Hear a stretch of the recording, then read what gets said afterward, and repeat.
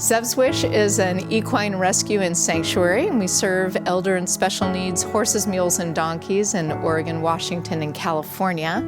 And our mission is to help heal equines and help heal humans. In 1998, I was really struggling with some personal issues. I had been for a long time and didn't have a lot of sense of value about myself or my place in the world. And moved to a farm over on the west side of Portland, and abandoned on that farm in the barn and pasture area was an elderly mule, starving and ill and blind. His feet had grown up and over. His people abandoned him and they didn't see his value. And I realized quickly that he had all the value in the world to me, and that I needed to stick around and be well so I can get him well. And we became a pretty indomitable force, Zeb and I. Fast forward 15 years, and he taught me the beauty in animals through a different lens other than riding and showing, and helped me to see how important they are and what value they hold for all of us. We deal with the guys that get overlooked. Even rescues don't work with them because most of them have a mission where they're trying to take a horse, rehabilitate them, and rehome them to someone who's going to ride them or whatever it might be, and use them in a certain manner. We're taking in the guys that really just don't really have other options. They're not going to be ridden. Or they have some behavioral issue that's just absolutely devastating, and they might not even be able to be touched. When they don't get the care, what happens is you read about them in the newspaper, that they find maybe one still alive and 3 that are dead on some property somewhere that somebody inadvertently failed to take care of them for whatever reason. Not everybody is malicious about their neglect, but it happens. They get overwhelmed. There are buckets that most of our rescues come in under. Financial, mental health is a large one, folks that don't have a plan for their animal, and education is yet another one. Mules and donkeys in particular get the short end of the stick. Their minds are very different from horses, as are their biologies as well. It's not a one-size-fits-all plan for the animals here. It's the size that fits the animal. Over the long term, our goal is to make sure that they have a really good environment to live in, or adopt them out to a caring family or foster. If they are here on the sanctuary, we care for them until the end of life, no matter what.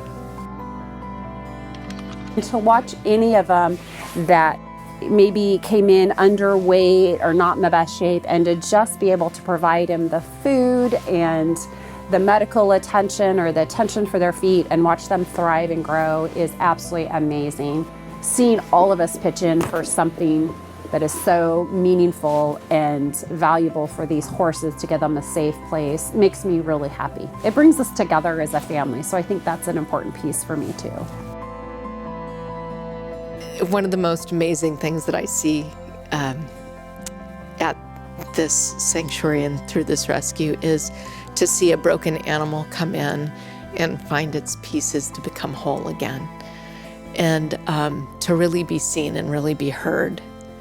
And I can say the same thing for the people that come here too, is that we may come with the idea that we're gonna help and serve these poor animals, but what I end up seeing is the amount of healing that happens with the volunteers and the participants that come here to this place too. So it is just such an amazing reciprocity.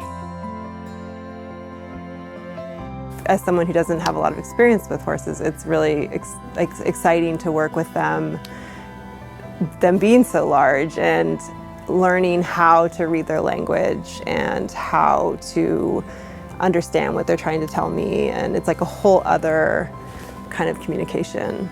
It's just beautiful, and I wish that everyone got the opportunity to have that experience, to see how healing that is. You know, I've had experiences where I was feeling anxious and I just stood with them, you don't even have to touch them. You can just stand with them and be in their presence. Then your whole body can just release and relax, and the horses will notice, and sometimes they'll even come up to you and start interacting with you, and they can be very comforting. And it rejuvenates me for an entire week. I look forward to coming out here. As a kid, I hated this. I absolutely despised shoveling horse poop and cow poop and having to tend animals. And it's ironic that here I am in my retirement years, and what I've gravitated back toward is very sweet, quiet, big animals. It used to be Susie and I doing all the work, and it was centered with Susie and I. It's become quite an organization. We have a team of volunteers that are incredible. Currently, we have 7 days a week where our volunteers are taking care of breakfast, feeding, and mucking those stalls. We couldn't serve who we serve without the community of fosters and adopters that are out there as well. It's a big village. Which is amazing, which allows Susie and I to build the infrastructure to do more work and build the model and be able to get out and serve more animals. And I think it's worth supporting people who are able to do that kind of work, because we can't all do that. That's not necessarily all of our skill sets or our passion, but it's really important to support people who are doing that work. It's just such a special place, and it just instantly brings peace and rest and relaxation and connection and calmness. All the good things that we're out searching for, they're all right here. This mission here could not take place without understanding the fact that it isn't just people helping horses feeling better. It really is a circle that we heal them and they heal us.